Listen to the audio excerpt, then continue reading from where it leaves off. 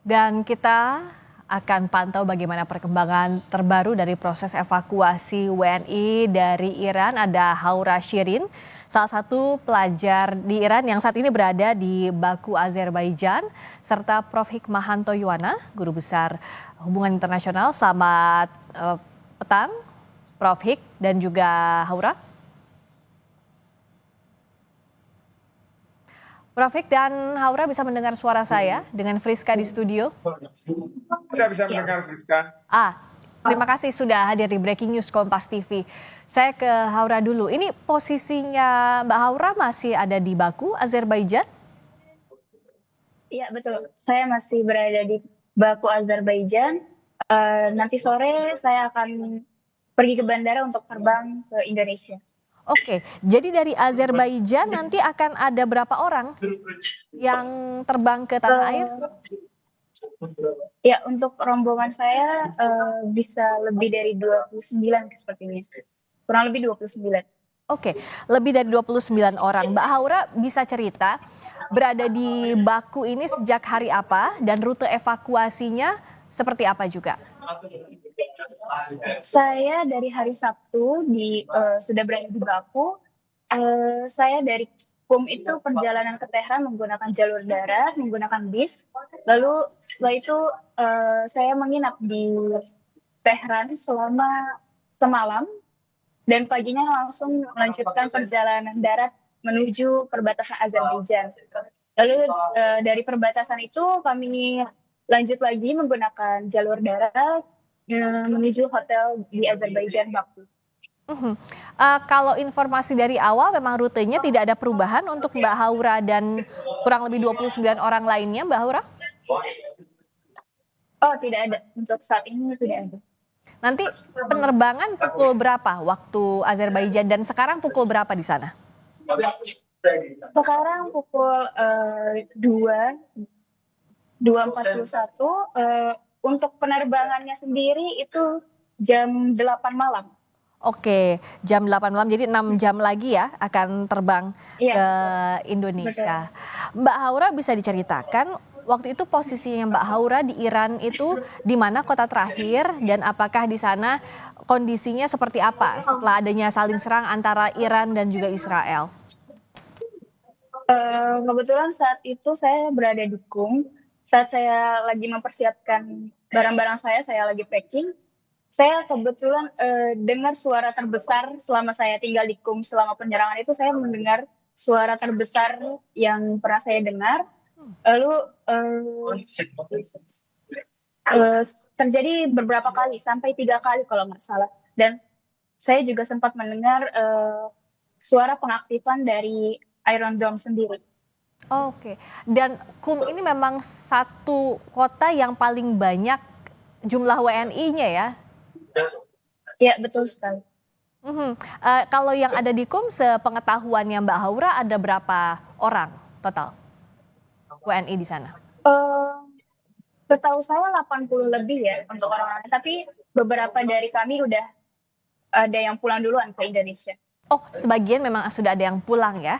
Dan yang bersama Mbak Haura itu 29 orang kurang lebih ya dari informasi tadi yang Mbak Haura dapatkan. Iya, untuk kloter hari ini. Kalau keseluruhannya itu bisa 97 orang kalau tidak salah. Oke, 97 itu dari berbagai kota, tidak hanya KUM saja ya? Betul, betul. Kalau Mbak Haura diberitahukan informasi ada evakuasi dan bersedia untuk dievakuasi, itu hari apa? Dan kurang lebih hari keberapa setelah serangan awal? Untuk harinya saya tidak ingat jelas. Untuk hari apa, penyerangan ke berapa atau apa segala macam.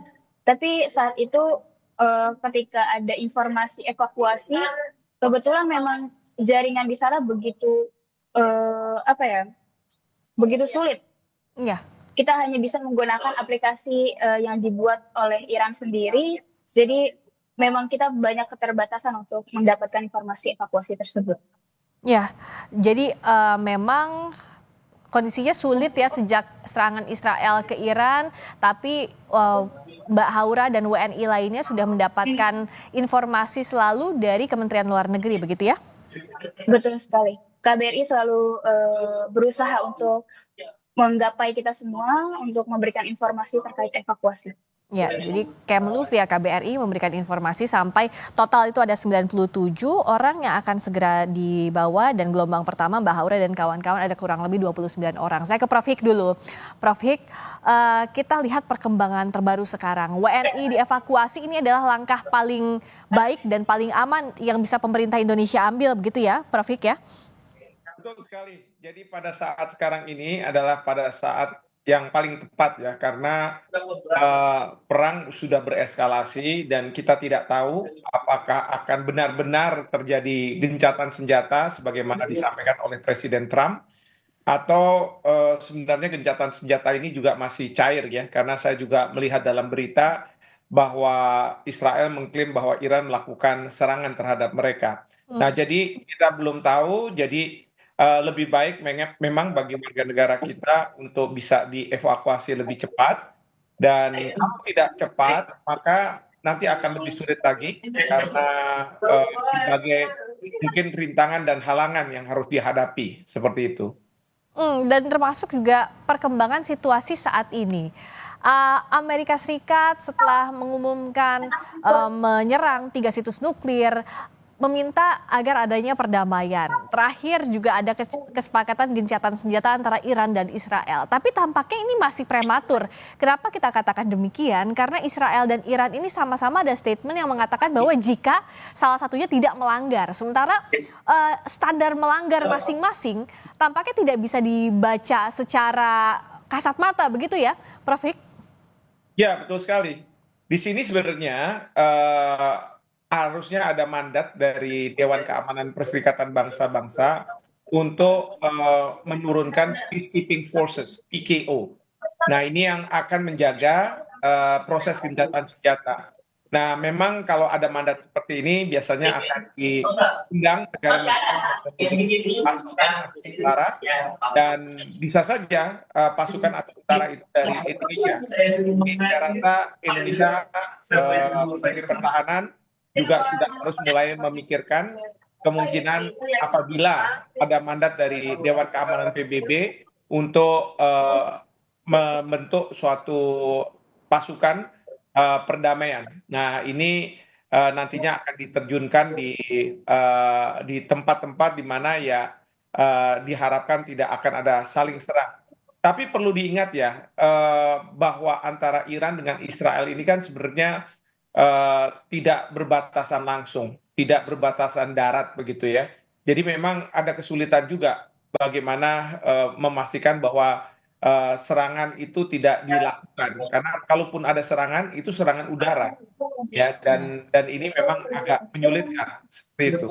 Iya, termasuk juga ini berpengaruh kepada evakuasi WNI ya. Kalau kita bicara soal proximity-nya dengan Indonesia, saat ada 2 rombongan yang harusnya berangkat dari Qatar menuju Jakarta, 2 rombongan itu tapi tertahan karena kemarin ada serangan di Qatar ke situs militernya AS. Ini juga kan artinya bisa dikatakan situasi Timur Tengah tidak serta-merta membaik saat ini. Begitu, Prof. Ya, betul. Jadi sewaktu-waktu otoritas penerbangan bisa tidak membolehkan pesawat udara untuk terbang. Ya, karena biasanya kalau ada perang, konflik, dan itu berdampak pada negara ketiga, akan ditetapkan no-fly zone gitu ya, tidak boleh melakukan penerbangan. Dan ini yang akan merepotkan bagi warga negara kita yang harus dievakuasi melalui jalur udara. Nah, sekali lagi, oleh karena itu ada alangkah baiknya apabila warga negara kita baik di Iran maupun di Israel, mereka segera mengikuti arahan-arahan dari perwakilan untuk berkumpul di mana dan kemudian akan dievakuasi oleh perwakilan dan dibawa pulang ke Indonesia. Yang saya tahu kalau yang dari Israel harus ke kedutaan besar di Amman di Yordania, Ya. sementara kalau Iran di Teheran. Dan kita bicara soal kondisi di sana, belum kering pernyataan soal gencatan senjata, tapi saling tuding antara Israel dan Iran sudah terjadi. Israel bilang bahwa Iran ini melanggar truce atau gencatan senjata sementara dengan adanya serangan. Sementara Iran bantah nggak ada kok di jam segitu Iran menyerang Israel. Ini baru saja kita bicara soal gencatan senjata, tapi sudah ada saling tuding lagi. Prof. Hikmahanto, siapa yang bisa menghentikan ini? Karena kalau misalnya bicara soal PBB, banyak yang tidak meyakini hal itu, karena di konflik Israel-Gaza, juga Israel-Iran, tidak ada peran signifikan dari PBB. Ya, terus terang tidak ada. Kalau misalnya kita tanya siapa pihak ketiga yang bisa memastikan bahwa tidak ada saling serang begitu ya. Karena pertama serangan itu bisa saja terjadi, nanti harus dilihat titiknya dari mana, apakah itu ada perintah langsung memang dari pemerintah pusat atau ada perintah tapi lokal ya. Kadangkala para prajurit di lapangan itu dengan situasi perang yang seperti sekarang ini mungkin saja, bukannya tidak mungkin ya, mungkin saja mereka melakukan tindakan sepihak tanpa ada arahan dari pemerintah pusatnya. Nah, ini yang tentu akan mengkhawatirkan, gitu. Ini yang membuat katakanlah gencatan senjata yang mau coba dibangun itu tidak terjadi. Tapi sekali lagi itu harus diverifikasi. Nah, sekali lagi perlu memang ada tim yang melakukan verifikasi. Tadi sebagaimana saya sampaikan, mungkin kalau misalnya Dewan Keamanan PBB memandatkan ada peacekeeping operation. Tapi sekali lagi, peacekeeping operation ini kan agak sulit kalau misalnya di dua negara yang berjauhan dan mereka melakukan serangan itu melalui serangan-serangan udara. Karena sekali lagi, jangan dipikirkan bahwa perang antara Israel dengan Iran ini di darat gitu ya, karena ada beberapa negara di antara mereka begitu. Ya, dan ini yang juga harus diantisipasi dan dibaca terus kondisi terkininya oleh pemerintah Indonesia. Tolong jangan kemana-mana dulu, Prof. Hik dan juga Haura, mohon waktunya karena kita akan kembali usai kumandang azan maghrib bagi wilayah Jakarta dan sekitar.